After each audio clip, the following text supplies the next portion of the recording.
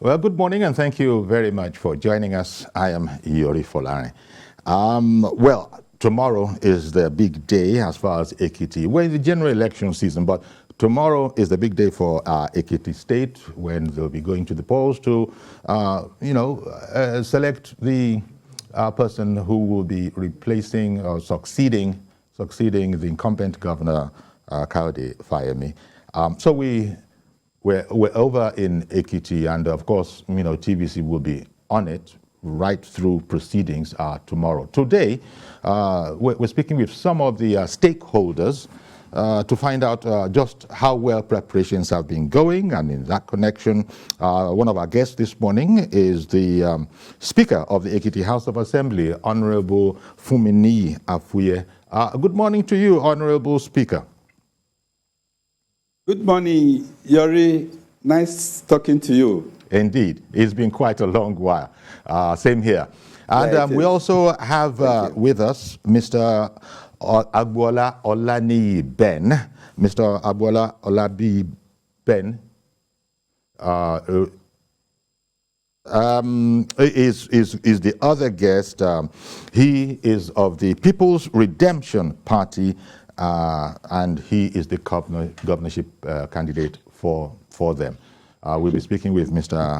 Agboola Olaniyi Ben later. But to return to you, in the meantime, Honorable Speaker, let me ask you about the state of preparedness. Of course, I imagine that your party is going to be your primary focus, but you are the Speaker of all of Ekiti State, via your position as the Ekiti State House of Assembly Speaker. So what's your assessment of the state of readiness for tomorrow's big event? Thank you, Yori. Good morning, viewers. I can say without fear of contradictions that the party is ready, fully ready, both at the retail, the wholesale, and indeed the mega level. The retail, we have been going networking, talking to people individually, in groups, in associations, and of course, we've been talking to people as in a wholesale manner. Okay. The wholesale, I mean, is there are some in towns and villages, there are many rallies. And of course, the icing on the cake was the presence of the whole party apparatus in Ekiti on day before yesterday. It was a mega presence of everybody. And everybody, all the party people from the various locations, constituencies, local government, were present. And they came in their number to come and welcome the party leadership, led by no other person than the Asiwaju Bola Ahmed Tinubu, and of course the party chairman, Alhaji Abdullahi, Senator Abdullahi. And you needed to be there and see what is the spectacle of people's joy that day. Meanwhile, we are not even talking about the mega or the jamboree. What we are talking about is that the people have been fully mobilized. And of course, these things are not done in vacuum, in the sense that our party is running on the platform of integrity, of good governance, of everything that you have to talk about. The governor has performed on all the parameters he had given the Ekiti people, the 5 pillars of governance: education, agriculture, infrastructure, everything you can imagine. The knowledge economy. You know, Ekiti is noted for what we call the knowledge people with that's part of the things that have developed, and we are running on it. We are not running on in a vacuum. The governorship candidate is running on his personality of Omoluabi, I think for the people who are not Yoruba who are listening or viewing this, Omoluabi means somebody who is prim and proper, fit and proper. That's the platform that has enabled us to have the confidence to go to the people and tell them, please, we want continuity. And continuity is in the interest of our people. Okay. It's not that a program, a government, you keep changing as if you are changing your clothes. Okay, Honorable Speaker, sorry to interrupt you, Honorable Speaker. Okay. Sorry to interrupt you, Honorable Speaker. Yeah, I can see that you're quite optimistic, but there are 16 candidates in the race. And I imagine all the other candidates are also going to be quite upbeat as well, as opposed to their chances. They're not going to hand it to at the polls, so to speak, to the ruling party. They're going to be giving some account of themselves. In fact, I shall be hearing from one of them shortly. But let me go to something else that has to do with the preparations. And this is the peace accord that all candidates sort of agreed to come together and endorse and initial as being on board. I noticed that not everybody was on board. Does this cause you any qualms? Well, as far as we are concerned, we have the tradition, the trajectory of peaceful conduct of election. Even if we have been victims of intimidation before, but we have not departed from the civilized approach to democracy. You are aware that people that, make up our party, especially the top leadership of our party, they were the people that fought for this democracy. They know the meaning that we cannot allow this democracy to go to the dogs. We can't allow it to relapse into anarchy. That is why whatever will bring peaceful conduct of election, free and fair election, we stand by it. That's our ethos, and we cannot change. For instance, I will cite this example just for the record, that in 2014, my governor, Dr. John Kayode, was tear-gassed, not by people of his party. My humble self, was arrested and incarcerated in Abuja, done by another party, but that is not our tradition. However, like you said, all the people that came forward, they have said they want a peaceful election. And that's the minimum the Ekiti people require from us. And we, as a party, we're going to give it. And so you as a party, you signed up, you're not... Yes, we signed. Okay. Indeed, it will interest you that we did not even leave it to the broad, all the parties at the state level. Only yesterday, I was in my community, Ikere Ekiti, at the King's Palace. They summoned all of us, the stakeholders, that we should sign that there will be no violence. And that we did. That is to tell you the good intention of our party. Okay. And in any case, all the people there, you already, you know some of us. And all of you, the viewers know that we have never been with where violence is the order of the day. Okay. One moment, Honorable. Let me now link up with the other guest today, which is Mr. Agboola Olaniyi Ben, more popularly known as AOB.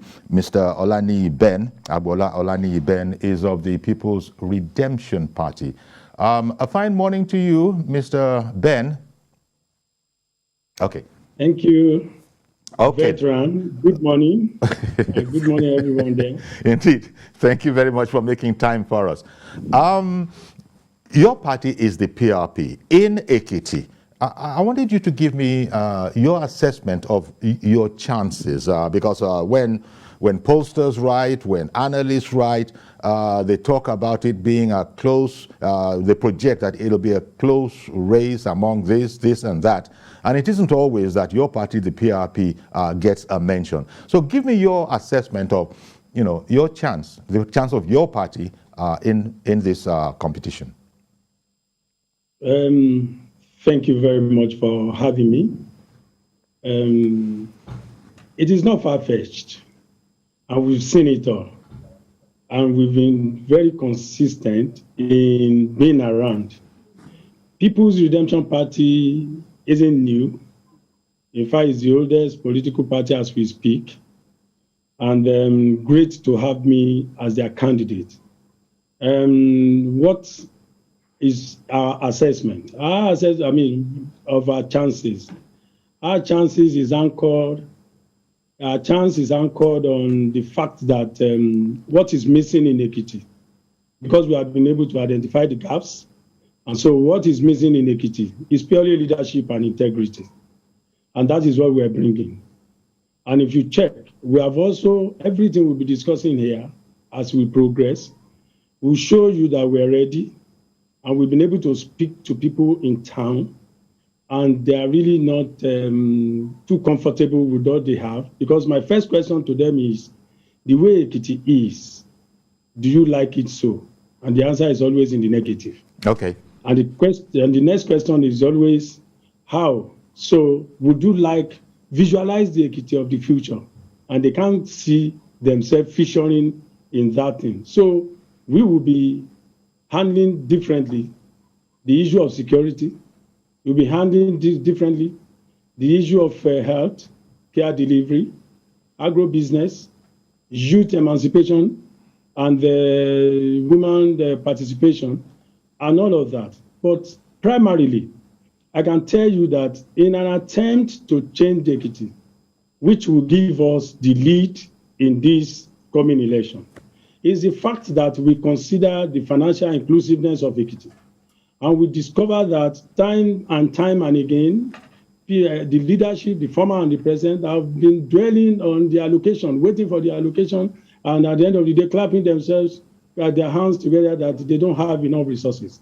So we are coming because whoever wants to turn the fortune of Ekiti right positively must get involved in wealth creation that will give room for positive cash flow. Okay. And that is what we are bringing. Thank you very much. Okay, thank you very much. You just said that the PRP in Ekiti is the oldest party. Did I get you right there? Thank you very much. In Nigeria, the oldest party. Oh, okay, not just in Ekiti. It's PRP. And so you are... Ekiti is a federating unit in there. So you are keying into that heritage. You are keying into that heritage. Yes. Okay. Now, I don't know any, do you feel, first of all, let me ask you the other important thing, which is that, 11 candidates signed the peace accord. There are 16 candidates in the race. Do you identify with the peace accord? Were you there? Did you sign up for it? Yes, as one of the leading candidates, if not the leader, I was there yesterday, personally with my deputy and the chairman of our great party, People's Redemption Party, to sign the peace accord. And It was a good thing that it was also done, because for 1 year, I've been moving from one radio station to the other, telling people about violence, that they shouldn't be acceptable. The youth should not accept weapons and armory and the substance, hard substance for them because they called in political parlance, in quote, Eruku. Those who are being referred to Eruku are to be our ranges between 25 and 45 years of age, which is the delicate demographic number of a good nation that wants to succeed. We don't want to push them into thuggery. We were able to enlighten them in that once, and we're able to also let them know that on the day of ceremony or swearing in, they will be locked outside, and the families of the politicians that have been hidden somewhere will now be brought out. And secondly, we've also been able to tell them that the issue of this Boko Sebe should be eradicated. Vote and cook soup should be eradicated. It is primitive, it is destructive, and it is not good enough. And we've been able to make them to understand that 5,000 people are collecting for 4 years is 3 naira per day in 4 years, which is insignificant, which is of no value at all. We are saying, what you're saying, if I get you right, sir, what you're saying is that this whole matter of, because elections are expensive, politics is expensive. I don't know what your war chest is like, but are you good? Are you happy that, look, you can match your competitors out there on the field? Resources won't be a challenge. Thank you very much. We know that, yes, politics also involve money. But then it is for logistics, just mobilization to move from one place to the other. What we've been trying to do was the extensive job is being done by our team, our professionals in PRP. For instance, if we take health as an instance, if you take it as an instance, you will see that of the 371 primary health care in Ekiti, and whoever cares can go and visit the place. They are not qualified to be veterinary clinic, and veterinary clinic. I can tell you that. And 22 hospitals in Ekiti are 1, short staff, 2, in terms of infrastructures, is almost nil. 3, I can also tell you that even the 3 specialist hospitals in Ekiti, they are short staff. The amenities are not there. You can imagine, for instance, one of the major equipment in a teaching hospital where our doctors are being trained. My veterans, sir, I can tell you that ordinary computerized topographic machine that is called CT scan machine is not there. So if that one is not there, how do you begin to talk about magnetic resonance imaging, MRI? And these are money spinning business. That is a way of creating wealth, but they don't even have it. Okay, I'm going to come back to you. But let me raise some of the things that you've brought up with Honorable Afuye, our other guest. Well, you just heard him, Honorable Afuye, and your candidate is necessarily, there's a sense in which, depending on what side you're looking at it from, you could say he has it, a bit easy, in the sense that he will be leveraging on the accomplishments, the achievements of the incumbent governor, because until very recently he was the secretary to the government. But you've just heard that it's not as if, from the point of view of the opposition, it's not tidy, it's not done and dusted. There are so many areas that he, perhaps with others as well, I think that they have to come along and are complete. What would be your response to that? Well, let me first of all ask whatever lack of integrity means to Mr. Agboola. I don't know what that means, because the government of the day is transparent, that you have not heard of any scandal of any sort. So all the resources of the state are put together and applied for developmental purposes. We are, like I said, we are running, or our candidate is running on continuity, on the works, the 5 pillars of governance enunciated by the existing government of Dr. John Kayode Fayemi. If you take any parameter of development, health-wise, he spoke about health, about infrastructural development, about healthcare. All of these things have been addressed fundamentally by this government. Of course, governance should be a continuum, but the moment there is an interregnum, you have to, an interregnum that even take you back more than 10 years than the succeeding government took over from 2014. You have to rebuild again, and you rebuild at a very humongous cost. That is what has happened in Ekiti. If you flash your mind back to between 2010 and 2014 of the first coming of Dr. John Kayode Fayemi, he had laid the foundation of growth. And now, when there was an interregnum of 4 years, and now he came back again, 2018.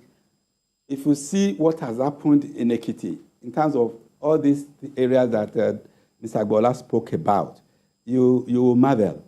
And that is, it's the platform that Bao, he has already given his own roadmap, following the trajectory of of the flow of governance of Dr. John Kayode Fayemi, and he has spoken about each and every aspect: human capital development, education, water sanitation, healthcare, agriculture, youth development, infrastructure, industrialization, arts and culture, women empowerment. All these things are developmental issues. And he has explained it in a manifesto.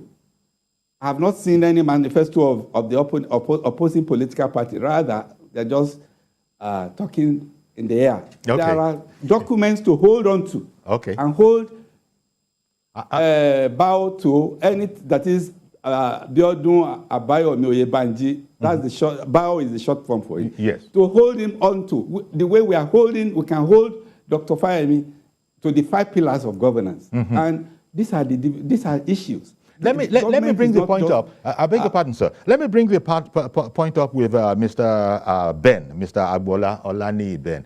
The question of a manifesto. I'm sure you have one. Mr. Ben? Hello? Mr. Ben, yes, I can hear you. Yes? Yeah, the question of a manifesto, for instance. I've just been hearing that, people can actually pick up the document and study, the manifesto of one of your co-contestants. I imagine that you must have a manifesto as well. Is it well known to the people, and what are the highlights? What are the high points of it? Thank you very much. For a political party like us, who is serious and who is ready to take over the governance of the state, you should know that we're structured and we are ready. Having said that, this manifesto was presented. We have the manifesto, and the highlight of our manifesto borders on security, borders on education, that we actually research into facts that we'll be bringing out here. Borders on education, borders on healthcare delivery, and it's also borders on youth engagement and women emancipation.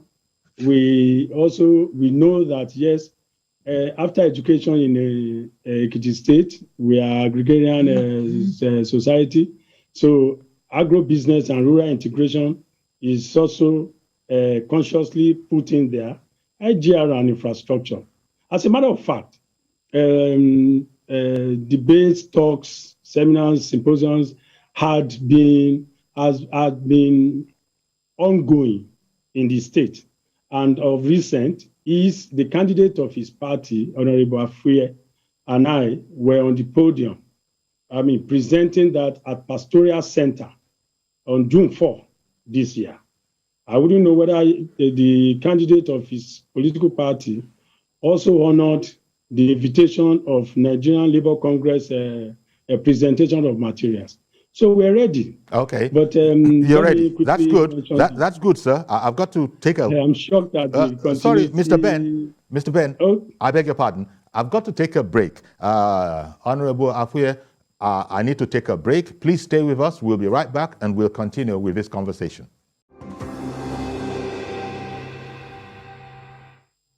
Okay, so welcome back. Tomorrow is election day in Ekiti, when voters will go to the polls to select, the successor to the incumbent Governor John Kayode Fayemi. And we have as guests the Ekiti, Right Honorable Funminiyi Afuye, Speaker, Ekiti House of Assembly. And we also have with us Mr. Agboola Olaniyi Ben. Mr. Speaker, coming back to you, the fact that a peace event was set up and all parties were invited to come and sort of identify with it does tend to indicate that perhaps there's some apprehensions in the air. So let me seize this opportunity to ask you, what do you think the record is of the outgoing government of Fayemi regarding security? In short, what's the security situation in Ekiti? Thank you, Yori. I think we have to look at security situation in any of the states of the Federation in a holistic manner. The country is with some issues of security. However, when you come to Ekiti and you do a comparative analysis, you'll find out that the rate of insecurity in Ekiti is very highly managed and highly checkmated by the government of the day. There are skirmishes, but it's not as monumental as are happening in other states. But even while that is going on, they are nipped in the bud. And that is why Ekiti, when you hear about it in Ekiti, it's just a skirmish. It's not the order of the day. The government has performed creditably well, financing the official security, that is the one of the federal government. And of course, you know, Ekiti took part in the establishment of Western Nigerian Security Network, also known as Amotekun. And the Amotekun people are equal to the task. So that when you come to Ekiti, you are very safe, very, very safe.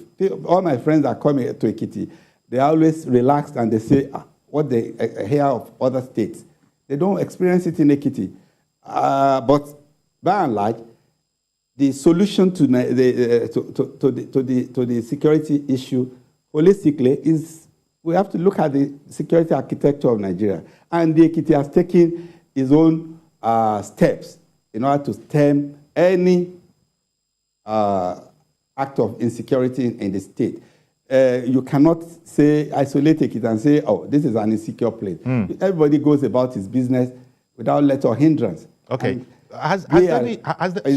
Security is a day-to-day activity, and it involves everybody. So that's an opportunity to tell the people that security of each person is in part to him or herself, while the state will supply information to the state or all the official security outfits, and they act so that they don't take laws into their hands. You will not see Ekiti people taking laws into their hands. They report to the official security outfits. Okay. But by and large, Ekiti is a haven of peace.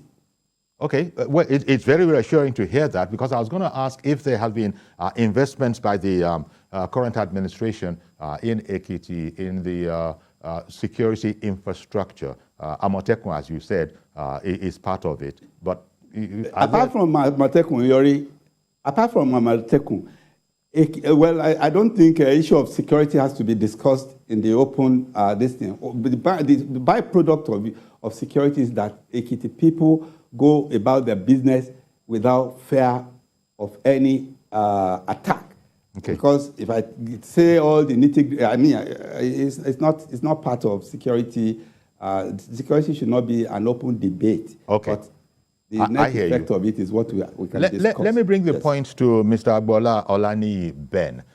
What's your assessment of the state of security from your point of view, and shall I say the viewpoint of the PRP? Thank you very much for this interesting part of our life and of our mental wellness. I tell you what, you will agree with me that a good product needs no hard sell. And that is the implication of what we're listening to here. One of the worst states in the federating unit of Nigeria is Ekiti State in terms of security. And this, you can go online and Google it. It's there. Number one, I can tell you, right? The my axis, my senatorial district, Ekiti North senatorial district, has been badly hit with this insecurity. I can tell you, in that same place, a first-class Oba, Ata of Ayede, on the 26th of February, was kidnapped. He managed to escape. To escape from the den of the bandits with gunshots. He's in the public place between Ijesha-Ishu. Is my route. I am from Ekiti North senatorial district. I'm from Ikole local government. Between Ijesha-Ishu and Ikole of a driving minutes of 10. In about 5 weeks, 15 youths ranging between 25 and 47 were kidnapped in there. He's on air. He's in the public place. Okay, Mr. Ben, we've just heard, I beg your pardon, sir, we've just heard that Ekiti is quite safe and a pleasant place to be. Now, and I am here. Can I just finish, sir? You say you beg to differ. Now, I was going to ask, what is it that is not being done that PRP has a program for to bring it to where it should be? Thank you very much. And that is it. In fact, let me introduce something. When we politicians come to you to say that, yes, we will do A, B, C, D, let's classify that as A, as what?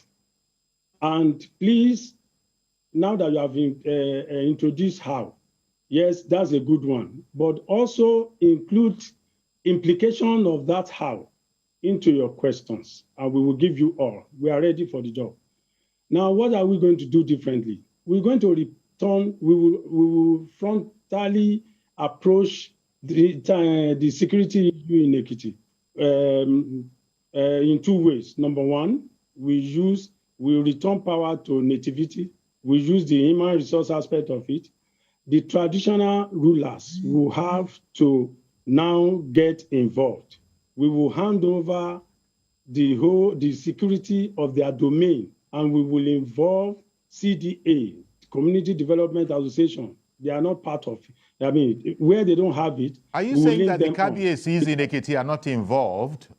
If they are involved, they won't be shot.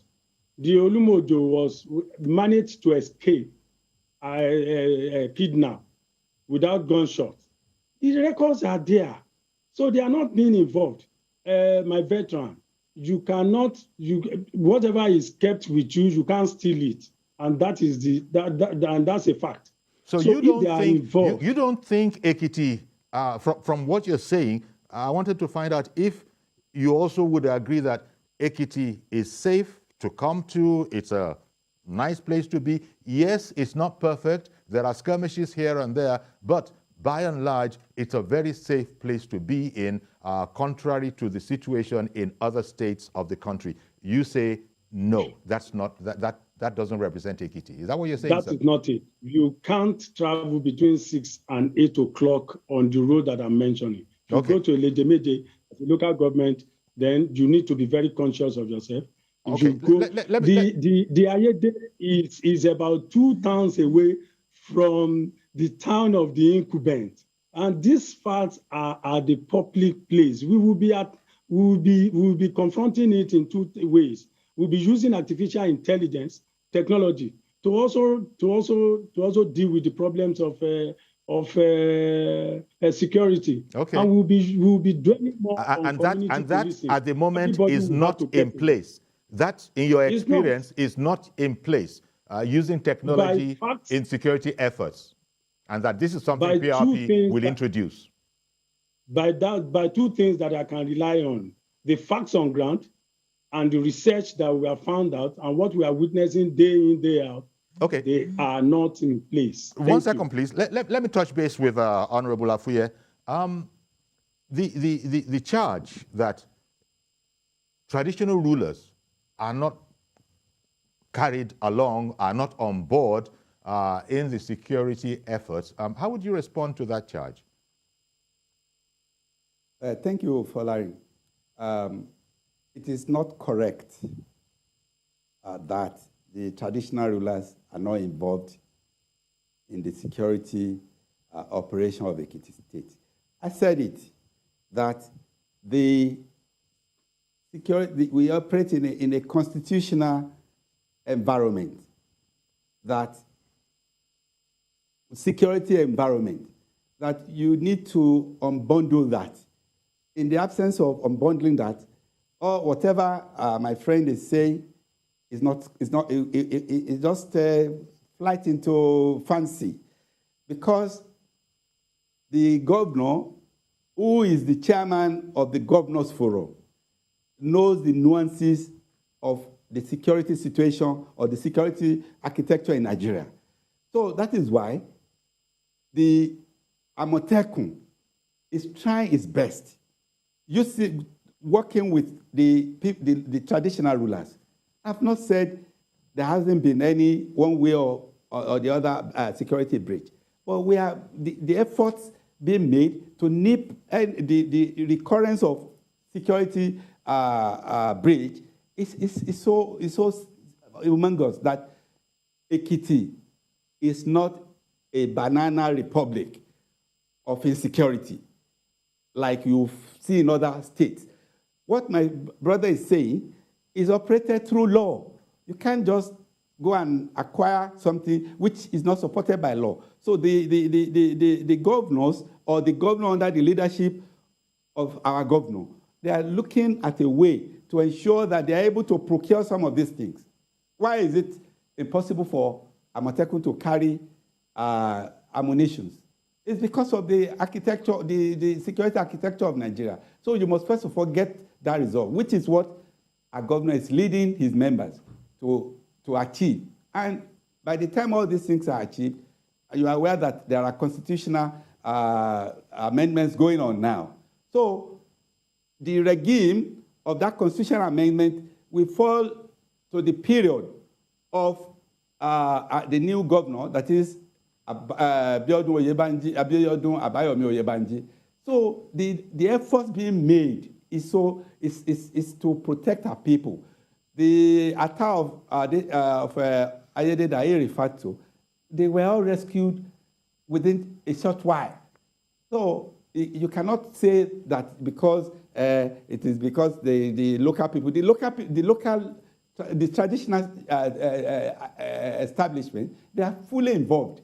Go and do your survey. Okay. And in any case, how did he even get the statistics that he is using? That Ekiti is the worst place in Nigeria. Let him supply us, do a comparative analysis and give us the statistics. He has not done that. All right. Just saying something to like a propaganda. Okay. We are not here to come and speak to propaganda. Okay. We're speaking to facts because we are on ground and we are making all effort. For instance, let me, sorry, Yori, there was the nuisance of this banditry or kidnapping between Ikere and Ekiti. That one is a thing of the past now. The same thing goes to other areas, but you know the way these people operate, they operate like a gorilla, but we are meeting them at their top presently. That's why Ekiti is very peaceful. Okay. Very, very peaceful. Okay. Let me go to Mr. Ben again. Now, Mr. Ben, I wanted to end on, because we've just about run out of time, almost. I wanted to end on what your thoughts are, you and your party's thoughts are for the issue of job creation. Is it an important aspect of your manifesto? Thank you very much. Like we have said, what you don't have, you can't give. I cited the issue of healthcare delivery, that major equipment, major infrastructures are not there. And it's present in private hospitals in Ekiti State. It's there. So what we'll do first is to bring in those equipment that will make money for us. I tell you what, everybody knows the meaning of amenity was in hospitals. It's a money-spinning aspect of the 3 glorified specialist hospitals in Ekiti State. Only Ikere has amenity was built by Okay. Our amiable, so you're going to fill the vacancies. Essentially, you're going to concern yourself with filling all these essential vacancies. We would. Okay. There are identifiable gaps, a lot to be done. Let me quickly add this. Please. You can't be talking about employment without making the area very conducive. A whole local government in Ekiti State has not had light for 10 years running. In fact, it will interest you that the candidate of his political party, which local government is that, sir? Ayekire local government. Okay. Where is the candidate of his political party came from?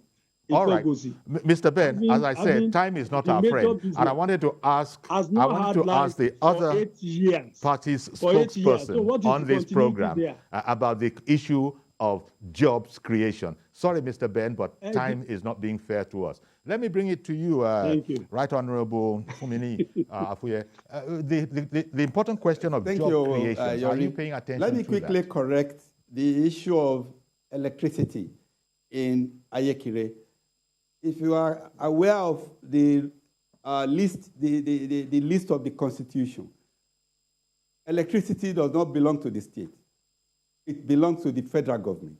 And even with that, because the states are the people who receive the brunt of criticism, the government is making all the efforts. Indeed, the government is installing some 2,000 megawatts, and it's already almost at the end of, it's close to completion. So that is the contribution of this, the current government, which will be taken over by the succeeding government in energy. Okay, you know what? I'm so sorry, Right Honorable Funminiyi, we've completely run out of time. I'm so sorry about that, because I know you gentlemen have a lot that you could share with the public. But so much to say, so that we could disabuse. But I wanted to thank you. Being made by Mr. Agboola. I wanted to thank you for making the time for us, and indeed thank Mr. Agboola Olaniyi Ben as well. Thank you very much, sirs. Tomorrow is the day. I guess what we say from here is that we wish you all the best, and may the better person, may the better party, the better man win. Thank you very much, gentlemen, for coming on the program. Good morning, Yori. Thank you. Good morning, viewers. All right, then. So, a quick one and a short one, actually. It was, in these kind of situations, we don't have all the time we need. In fact, we even have a package that we were going to play for you, but I don't know if we have the time even for that yet. I'm not getting any confirmation one way or the other. So I guess, okay, let's just end with a quick package for you, still connected with the Ekiti election tomorrow. The peace accord signing ceremony for the governorship candidate in Ekiti State was put together by the National Peace Committee.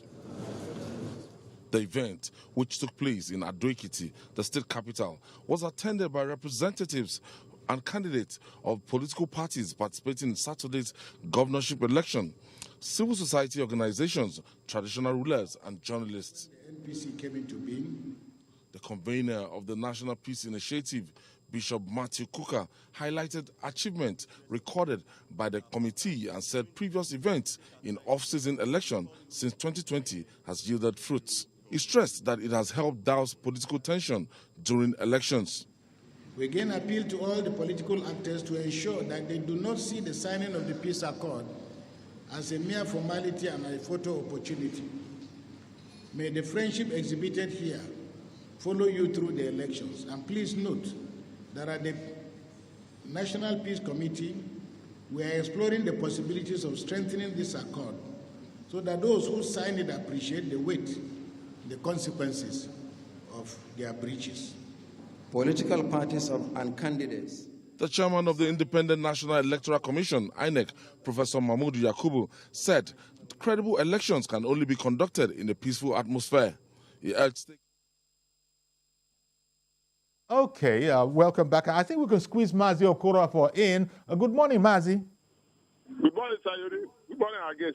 You see, Sayode, I'm just calling on the youth in Ekiti. They should do the needful. They should not allow anybody to induce them. At the end of the day, they are building their own future for 4 years. Because if they allow anybody to use it as a weapon of mass destruction to go and carry election boards and cause confusion, abracadabra, they are the people going to suffer for another 4 years. Now, this peace accord must be obeyed. Every election in Nigeria, there must be peace accord. Bishop Kuka will be there, Aneka will be there, Sultan will be there, everybody there. At the end of the day, the politicians will decide within themselves to do their own bidding, which is not healthy. At the end of the day, you see confusion. And they will come back and tell us inconclusive because of abracadabra and confusion, caused by the same people that signed their court. But the question is this. Nigeria is our country. If we destroy this country, I think we saw what happened in that is in Rwanda, where the president of that country decided that when he saw what was going wrong in that country caused by the Chinese people, how he deported 16 Chinese people. That is what we are going to do. Anybody that will violate this peace accord actually, you might have found out, Mazi, that story has been fact-checked and has been found to be false. Both the Chinese and the Rwandese government have both denied that it ever happened. But I get the point that you are making. But thank you very much, Mazi, for calling in. And that's where we're going to have to leave it. Our thanks once again to Right Honorable Funminiyi Afuye, Speaker of the Ekiti House of Assembly, and Mr. Agboola Olaniyi Ben, the candidate of the People's Redemption Party. Of course, Mr. Honorable Afuye was speaking on behalf of Abiodun Abayomi Oyebanji, the former secretary to the government, and indeed the the APC candidate tomorrow. So that's where we're going to have to leave it. Thank you very much for staying with us. Join us tomorrow for a fresh edition. I'm Yori Folani. Bye-bye for now.